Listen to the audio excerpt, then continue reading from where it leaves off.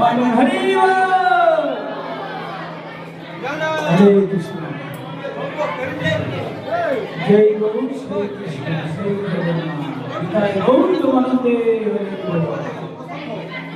আজকের দিনে জগন্নাথ আবির্ভূত হয়েছিলেন স্বয়ংভূ মনু। তাকে জগন্নাথ আদেশ করেছিলেন, আদেশ করেছিলেন। আজকে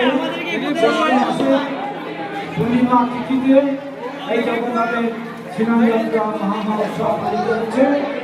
তাই স্নানযাত্রায় তাই মনে বাক্যের অর্থে এবং যারা অভিষেক করেনি দর্শন করেছে, অভিষেক করেছে তাদের আর মাতৃগর্ভে হবে না। হৃদয় গৌরী ব্যাপারণ্ডে আসাদন্ত শুভদিন। এই শুভদিনে জগন্নাথ